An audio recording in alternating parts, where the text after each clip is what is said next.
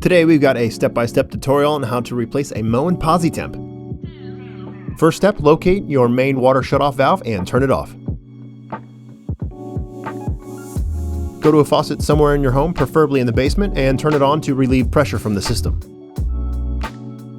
Go back to the shower that you're working on, turn it to the center so that hot and cold can drain.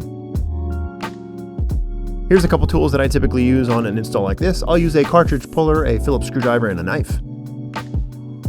First, grab your knife and pry off the handle escutcheon.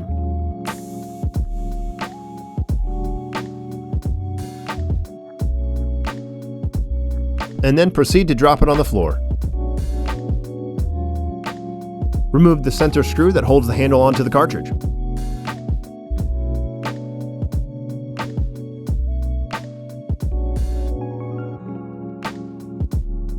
Pull the white temperature limiter out along with the stop tube. Grab your knife again and pop out this retainer clip.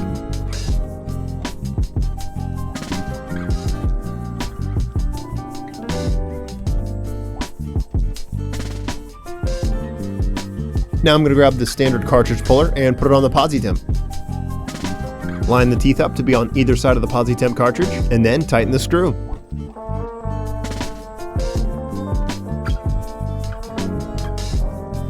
Tighten the large nut down to the shower valve and start pulling.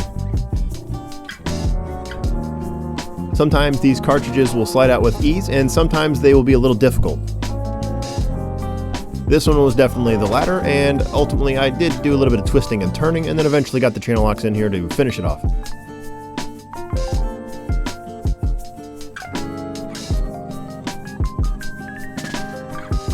Alright, there you go, you got your old one out. Now check inside the housing to make sure that there's no rubber pieces that are left behind. Usually I'll stick my finger in there to see if there is, and if there is, I'll go ahead and get my picks out and then pick everything out that I can.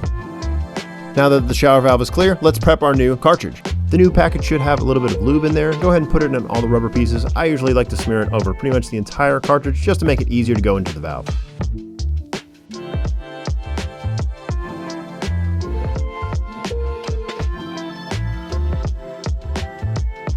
Bring it over to the shower and stick it in.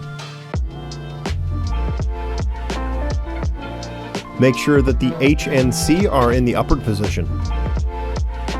Now I'll typically grab my cartridge puller and push this thing right back into place.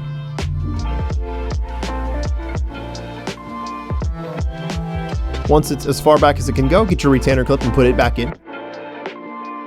Then put the stop tube in along with the temperature limiter. Next up, grab your handle. Turn the handle to the off position and put the escutcheon back on. Alright, let's go ahead and turn our water on slowly.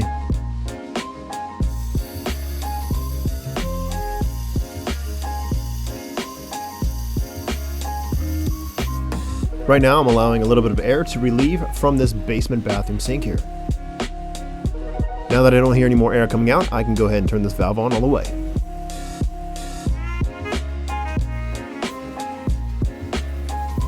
Once the air has been removed from the plumbing system, you're good to shut this faucet off. You can do this at multiple faucets as well if you'd like. And wash off and dry your tools if you made a mess like I did. Alright, time to give it a test. Make sure the cold is cold and the hot is hot.